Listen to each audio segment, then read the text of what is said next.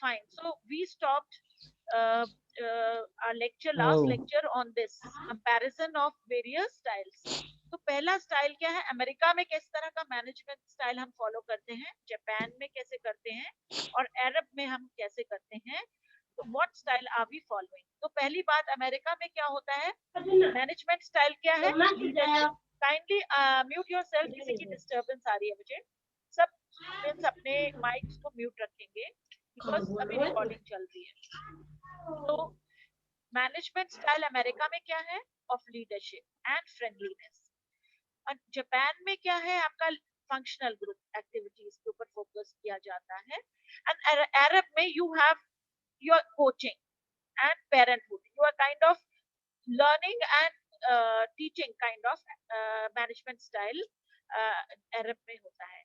Control किसके हाथ में होता है अमेरिकन ऑर्गेनाइजेशंस में, you are more of an independent, you have your space, money and time, इनका कंट्रोल होता है. जो व्यक्ति पावरफुल होगा, मॉनेटरी डोमिनेशन रखेगा. इसी तरह से आपका इंडिपेंडेंट होगा, किसी चीज के ऊपर उसका निर्भरता नहीं होगी, उन लोगों का कंट्रोल अच्छा होगा. जापान में ग्रुप ग्रुप को बहुत तवज्जो दी जाती है कि ग्रुप एक तरह एकत्रित ग्रुप में हम कैसे एज अ टीम वर्क कैसे होता है. तो वो ग्रुप के ऊपर ज्यादा फोकस रखते हैं. तो एक कंट्रोल किसका होता है, ग्रुप का. एंड अरब में क्या होता है, पेरेंटहुड, मतलब लाइक अ फादर, जैसे घर में एक फादर का कंट्रोल होता है घर में, इस तरह से अरब में it is mainly the boss who has a control of the main people working under him. So this is how various cultures में हमारा जो मैनेजमेंट स्टाइल है कैसे वेरी करता है. Then comes recognition. American management style में individual की contribution को बहुत, इंडिविजुअल कोई भी अपने आप से जो करता है उसको बहुत ज्यादा इंपॉर्टेंस दी जाती है. वेयर जापान में team work and group activity को आइडेंटिफाई किया जाता है. एंड फाइनली अरब में individual status, class and society के ऊपर को ज्यादा मान्यता दी जाती है. सिमिलरली मटेरियल अवार्ड्स जो लोगों के लिए बहुत मोटिवेट करते हैं. कौन से रिवॉर्ड्स अमेरिका में के मैनेजमेंट स्टाइल अपनाता है, सैलरी बढ़ा देगा, कमीशन ज्यादा बढ़ा देगा, या प्रॉफिट शेयरिंग बढ़ा देगा. जापान में कौन से चीजें मोटिवेट करती है, एनुअल बोनस या कोई फ्रिंज बेनिफिट्स. क्या होते हैं फ्रिंज बेनिफिट्स, मॉनेटरी बेनिफिट्स नहीं होते. अपार्ट फ्रॉम मॉनेटरी बेनिफिट्स जो आपको एक्स्ट्रा benefits दिए जाते हैं. For example, you may have a separate cabin to sit, you may be have a car, you may be given a special bungalow, और this kind of या तुम्हें medical facility free मिल जाती है. ऐसे ऐसे बेनिफिट्स को हम क्या बोलते हैं, फ्रिंज बेनिफिट्स. देन अरब में क्या होता है, gift for self, family, salary increase. तो ये मोटिवेटिंग फैक्टर होता है. या तो आप गिफ्ट देते हो, or you can give gift or salary increase to any of the people, and by this way you can get the work done from the people, or you can motivate them. Finally we come to the threats. American management style में threat को, कौन सा सबसे बड़ा threat है कि आपकी job चले जाए, ये एक बहुत बड़ा थ्रेट है. तो लोगों के लिए ये डर होता है कि अगर मैं अच्छा काम नहीं करूंगा तो हो सकता है मुझे जॉब से निकाल दिया जाए. So this threat keeps them working. In the Japan out of group, you give importance to group. और अगर ग्रुप से बाहर आपको कर दिया जाए तो आपके लिए बहुत बड़ा धक्का लगता है आपको. You feel very fear fear of going out of the group. So that is a threat for Japanese management style. And Arab में आपकी reputation स्टेज से हो जाती है, आपको अच्छी नजर से नहीं देखा जाता. आपको वहां से मूव कर दिया जाए तो आपकी रेपुटेशन पे एक धब्बा लगता है. तो ये इस तरह से आपकी management styles in different techniques को यूज करता है एक ऑर्गेनाइजेशन को रन करने के लिए. I hope there has been no problem in seeing all these management styles, and I think so everybody has understood. Let's move to the next slide.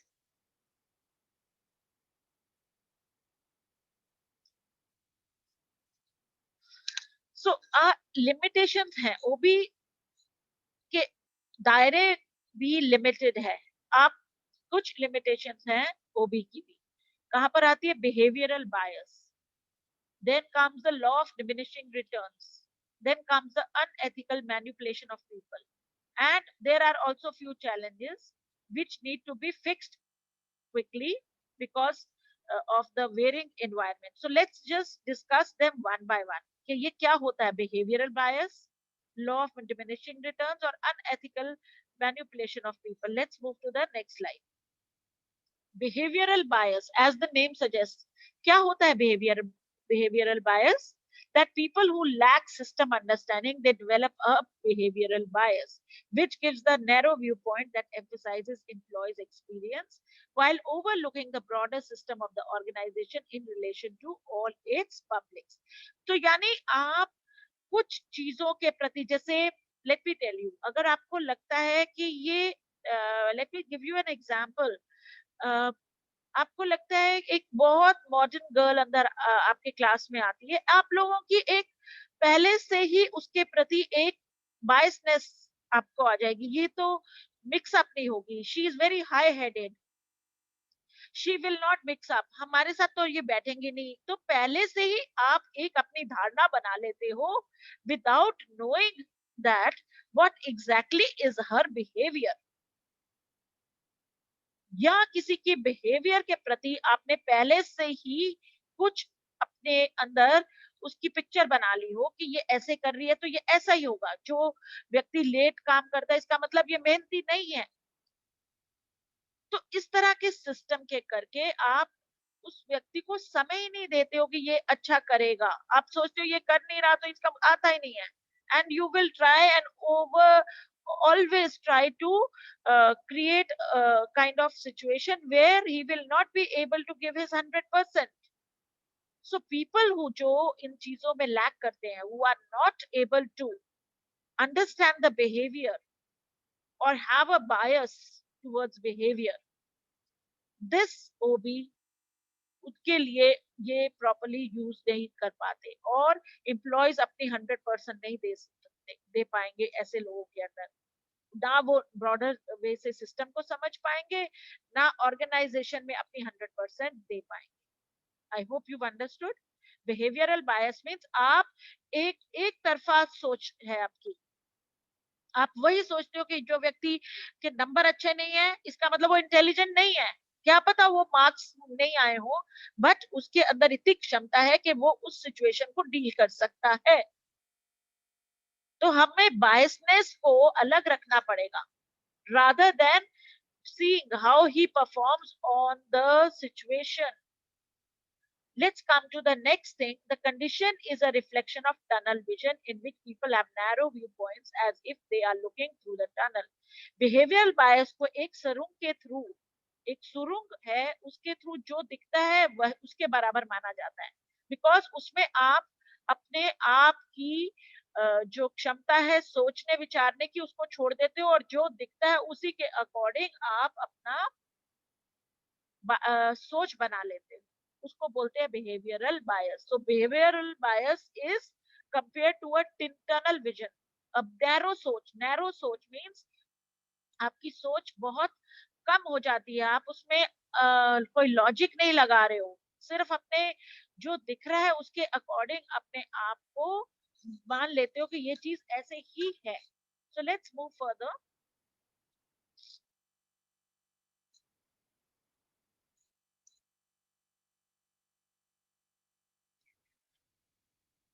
Behavioral bias is can be a misapplied that it harms employees as well as organizations. So ये एक बहुत बड़ा क्या बोलते हैं हानिकारक कीटाणु है जो कि आपकी ऑर्गन दीमक है जो आपकी ऑर्गेनाइजेशन को बहुत हार्म कर सकता है। So people in spite of their good intentions so overwhelm others with care that the recipients of such care are reduced to dependent.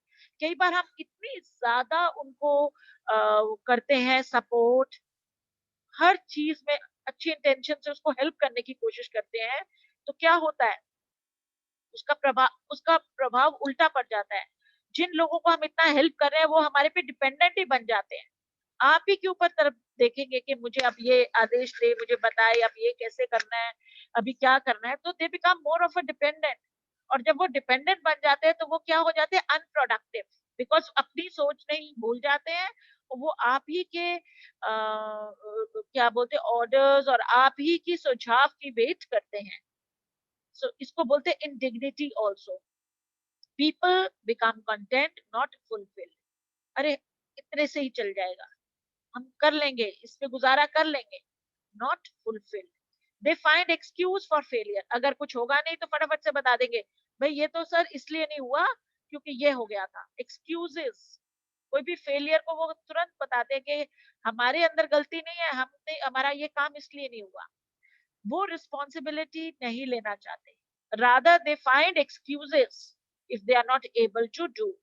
They lack self discipline and self respect. Such people are always not respected and they do not have a discipline. So this is a big limitations of OB. Let's move further. Second है जो इसकी limitation है, law of diminishing returns. Law of diminishing returns क्या बोलता है कि at some point increase अगर हम करते भी रहेंगे प्रैक्टिसेस को, वो उसके अकॉर्डिंग इंक्रीज नहीं होगी. It will start declining. I think so जो इकोनॉमिक्स वाले वो समझ सकते हैं. जब फॉर एग्जांपल हम प्राइस अगर हम प्राइस लो करते जाते हैं, डिमांड बढ़ती जाती है ऐसे बोलते हैं. बट एक ऐसी जगह आती है जहां हम प्राइस कम भी करते हैं तो भी डिमांड बढ़ती नहीं है, घटती है. इसको बोलते हैं डिमिनिशिंग रिटर्न्स. तो लॉ ऑफ डिमिनिशिंग रिटर्न्स ओबी में भी अप्लाई होता है. एक ऐसा पॉइंट आता है जहां पर हम अपने प्रैक्टिसेस को जितना मर्जी इंक्रीज कर लें, उसका जो प्रोड्यूस होगा वो डिक्लाइन होता जाएगा और फाइनली वो जीरो हो जाएगा, यानी नेगेटिव कर्व दिखेगा as we increase. So what is law of diminishing return? As we increase, the produce would be either eventually decreasing and finally it will come to zero, and then it will increase on the negative side, that is negative returns aa jayenge, uska ulta prabhav pad jayega. So let's come here. Over emphasis on organizational behavior practice may have negative results. अगर हम ज्यादा ही organizational behavior की practices के ऊपर जोर डालते रहेंगे तो क्या होगा, अंत में वो एक लॉ ऑफ डिमिनिशिंग रिटर्न्स के रिजल्ट देगा. That means rather than increasing your output, it would land with decreasing or negative outputs. So the concept implies that for any situation there is an optimum level of practice that is required. यानी कुछ हद तक ही उसके rules काम आते हैं, उसके बाद अगर करेंगे तो वो उल्टा प्रभाव उस पे डालेगा. इसको बोलते हैं law of diminishing return. So organisational behaviour के रूल्स आप कुछ हद तक अपनाएंगे जिसकी से आउटपुट इंक्रीज होगी, बाकी अगर हम ओवर एम्फसाइज करेंगे तो वो उसकी नेगेटिविटी में रिजल्ट करेंगे.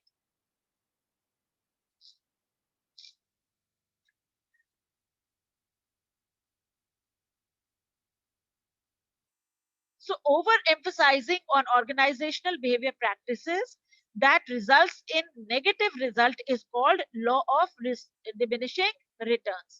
Then comes the third point, unethical manipulation of people. Unethical जो कि ethical नहीं है, और सबको पता है what is ethical.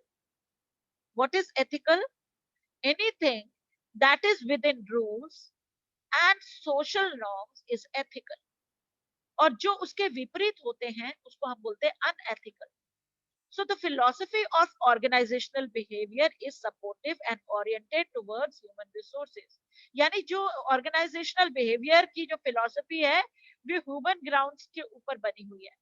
वो हमेशा try करता है कि human को कैसे improve कर सकते हैं, कैसे उसके अंदर potential है grow करने का, और कैसे हम उसको ऐसा environment provide कर सकते हैं जिसमें उसकी growth हो, development हो. So it is seen a significant concern about organizational behavior is that the knowledge and techniques can be used to manipulate people unethically as well as help them develop their potential. It also, तो यहाँ पर ये भी बताया हुआ है कि unethical practices को यूज कर कर भी हम अपने लोगों को मैनिपुलेट कर सकते हैं. Can anybody give me an example? However, कि जहां पर हम अनएथिकल टेक्निक्स को यूज कर कर हम पीपल को डेवलप कर सकते हैं. सो जैसे कि अब आगे पढ़ोगे पावर एंड पॉलिटिक्स में। पावर एंड पॉलिटिक्स में क्या होता है, पॉलिटिक्स क्या होती है, पावर अटेन करने का जरिया। तो पावर आपको अटेन करनी है तो आप क्या करोगे, कौन से लोग होंगे जो पावर लेंगे, उस लोग को पावरफुल कहेंगे जिसके पास बहुत सारी इंफॉर्मेशन होगी, वो इंफॉर्मेशन अपने पास रखता है ताकि वो उस पावर को एंजॉय कर सके, लोग उससे उसकी तरफ देखेंगे कि उसको पता होता है उसको, so that person becomes powerful. He is using unethical practices to manipulate people for enjoying the power. इस तरह से organisational behaviour uses number of unethical practices so that वो लोगों को मैन्युपुलेट क्या होता है, उसकी सोच को बदल कर उसको डिफरेंट डायरेक्शन में काम करने के लिए मोटिवेट करें। Then also people who lack ethical values could use people in unethical ways. For example एक कोई व्यक्ति गलत, आपका बॉस है, गलत तरीके से काम कर रहा है और उसके हाथ में ही आपके अप्रेजल, अप्रेजल मीन्स आपकी रिपोर्ट एसीआर, जिसमें आपका अप्रेजल रिपोर्ट मीन्स आगे बढ़ने की जो रिपोर्ट है उसके आधार पर बनती है। तो आप अपने सुपीरियर से हमेशा वो गलत काम भी करेगा उसको नो नहीं करोगे, आप बोलोगे वो तो मेरा बॉस है, अगर बॉस को मैं कैसे मना कर दूं। वो इसलिए वो अपने एम्प्लॉयज को मैनिपुलेट करता है, अनएथिकल प्रैक्टिसेस जब भी करता है, तो ये भी एक ओबी का लिमिटेशन है। आगे बढ़ेंगे।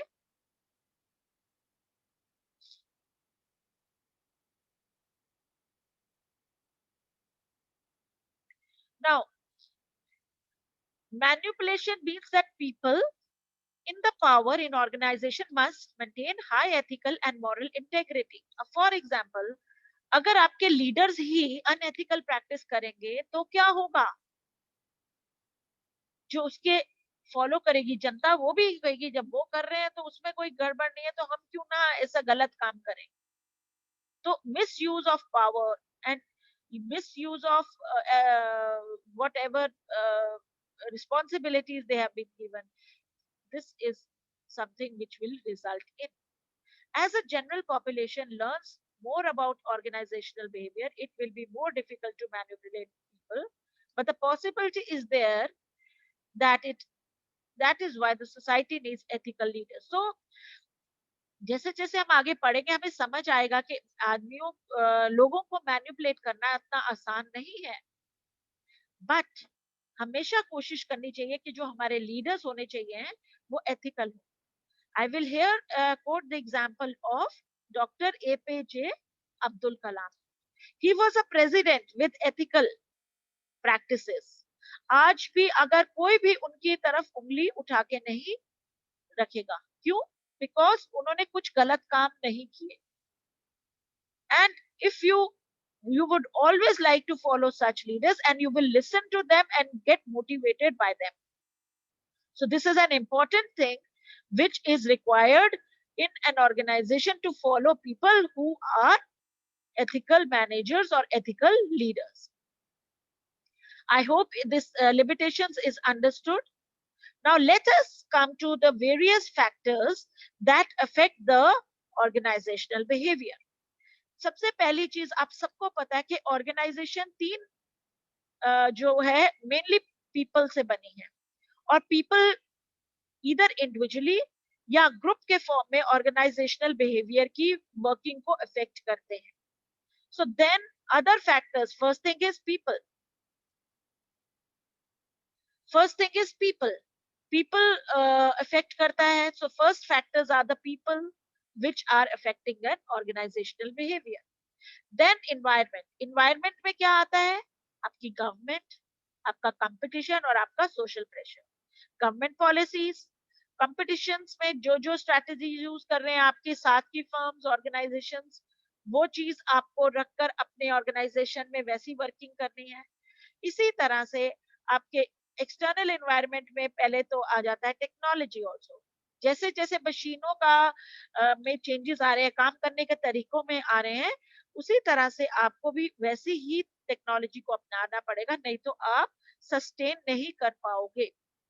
आपको even you should have machinery and computer hardware and software according to the requirement and changes in the environment.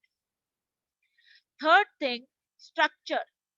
ये स्ट्रक्चर कैसा है, जॉब एंड रिलेशनशिप का स्ट्रक्चर कैसे इफेक्ट करता है. So these are the various factors जो कि organisational behaviour को अफेक्ट करता है. If we go one by one, so let's come to the next slide and discuss them. पहली चीज है जो ऑर्गेनाइजेशनल बिहेवियर को इफेक्ट करती है, वो है पीपल. पीपल आज सबसे इंपॉर्टेंट एसेट है एक ऑर्गेनाइजेशन का, जिसके करके ऑर्गेनाइजेशन बनती है. So what we'll say, they make up the internal social system of the organization. People जो organization का internal social system बनाते हैं, ये system individual या group से बनता है. ये groups formal भी हो सकते हैं, informal भी. Formal groups कौन से होते हैं? जो कि आपके मेन काम के साथ जुड़े होते हैं. जैसे कि मैं अगर आपको कॉलेज का एग्जाम्पल दूं, तो फॉर्मल ग्रुप क्या हुआ? आपके director, principal, HODs of various departments, and under each HOD of various departments there are faculties, number of faculties taking classes for various subjects. So this is a formal. And informal क्या हुआ? हो सकता है जो HOD mechanical का है, उनकी दोस्ती इलेक्ट्रिकल के HOD के साथ हो, या उधर के. So these are informal groups जो कि फॉर्मल ऑर्गेनाइजेशन में ऑलवेज अकर होते हैं, एग्जिस्ट करते हैं. Then comes the group dynamics. और क्या होता है, जब आप लोग ग्रुप्स में काम करते हैं तो बहुत सारी ऐसी चीजें होती है, ग्रुप की अपनी एक्टिविटीज चलती है, वो फॉर्म होते हैं, उनमें चेंज होता है, और वो जब काम हो जाता है तो टूट भी जाते हैं. ग्रुप परमानेंट नहीं रहते हैं. So groups form, change and disband. तो ये भी एक ग्रुप की एक्टिविटीज है. देन और कैसे पीपल इफेक्ट करते हैं ऑर्गेनाइजेशन को? They are living, they are thinking, they are feeling during their work in the organization to achieve their objectives. ये कोई मशीनें तो है नहीं जो सोचने का काम नहीं करेंगे, उनके अंदर फीलिंग्स भी होती हैं, वो सोचती भी हैं. तो इनकी सोच, इनका करने का तरीका, उनकी फीलिंग्स भी हमारी ऑर्गेनाइजेशन के ऑब्जेक्टिव्स के ऊपर प्रभाव डालती हैं. Then remember that organization exists to serve people, rather people exist to serve organization. ये ध्यान में रखना है कि ऑर्गेनाइजेशन किस करके है? पीपल के करके, ना कि पीपल ऑर्गेनाइजेशन के करके. समझ आ रही है? Now then workforce of today's organisation are richly diverse. आज आप फॉर एग्जांपल, पहले क्या होता था, यूपी की कारखाने में सारे यूपी के लोग होते. नो, नाउ आपका हो सकता है यूपी के कारखाने में आपका साउथ का भी व्यक्ति काम कर रहा हो, या फिर साउथ के कारखाने में नॉर्थ का व्यक्ति भी काम कर रहे हो, इंडिया के कारखाने में इवन बाहर के लोग उसमें इन्वॉल्व हो, उसके मैनेजमेंट में. तो इस तरह से आज जो वर्क फोर्स है, जो वर्क करती है ऑर्गेनाइजेशन में बहुत सारे डिफरेंट कल्चर, डिफरेंट प्लेसेस से आकर काम करते हैं. तो मैनेजर को पता होना चाहिए कैसे मैंने उन लोगों के साथ डील करना है. Do you get me? अगर कुछ चीजें किसी कल्चर में अच्छी मानी जाती हैं, कुछ चीजें किसी कल्चर में बुरी मानी जाती हैं. तो जब आपके पास अलग अलग तरह के लोग आपकी ऑर्गेनाइजेशन में काम करते हैं, तो यू शुड फॉलो. मैनेजर को उसके बारे में पता होना चाहिए और उसे ऐसी प्रैक्टिसेस को अडेप्ट करना पड़ेगा जो किसी की फीलिंग्स को हर्ट ना करे, और वो वहां पर इजीली वहां पर एज एन एम्प्लॉय वर्क कर सके. सो आपको न्यूट्रल और उसके कल्चर, हर व्यक्ति के कल्चर के अकॉर्डिंग उसके साथ डील करना है. Let's move to the next slide. Then the second factor that affects the organizational behavior is structure. Structure क्या होता है? जो फॉर्मल रिलेशनशिप होती है पीपल में इन ऑर्गेनाइजेशन, उसे हम फॉर्मल स्ट्रक्चर कहते हैं. और जो इनफॉर्मल रिलेशनशिप्स होती है उसको हम informal structure कहते हैं. तो people are related to one another through a structural way which helps them to work in a coordinated way. तो इस अगर हमारे डिपार्टमेंट्स कनेक्टेड नहीं होंगे, आपको पता ही नहीं चलेगा। जैसे जो ट्रांसपोर्ट डिपार्टमेंट है वो बसों का अरेंज करता है, जो कंप्यूटर डिपार्टमेंट है वो आपको कंप्यूटर्स और सॉफ्टवेयर उपलब्ध कराता है। इसी तरह से आपके वेरियस डिपार्टमेंट्स आपस में कनेक्टेड होते हैं, और जब कोई भी ऑर्गेनाइजेशन का एक कॉमन वर्क होता है तो सब डिपार्टमेंट्स एक दूसरे के साथ कोऑर्डिनेटेड वे से वर्क करते हैं। Then the third factor that affects the organizational working is technology. If the technology is changing today, if in COVID we did not adapt to the online teaching, तो हमारे students ज्ञान कैसे प्राप्त करेंगे? उन्हें पे तो अपने आप से पढ़ना पड़ जाएगा. So we need to change according to the technology changes. So here also, when the technology, earlier क्या होता था?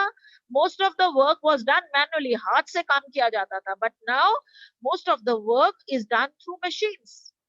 और machines कितनी जल्दी output देती है compared to the manual labor.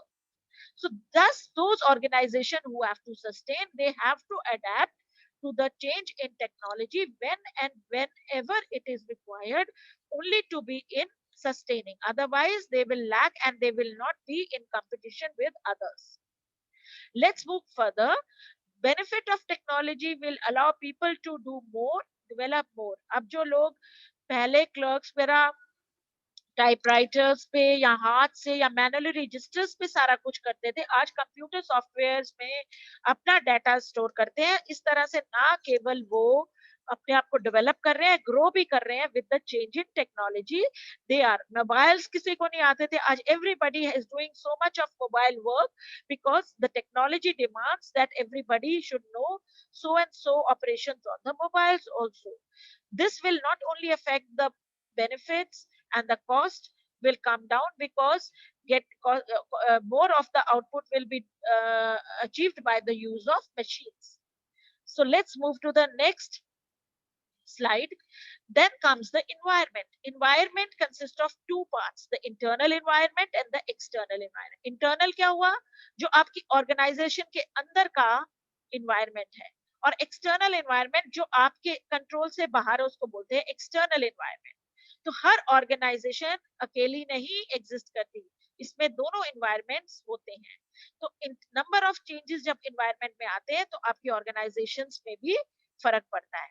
Individual organisation जैसे factory, school can not escape the influence of external environment.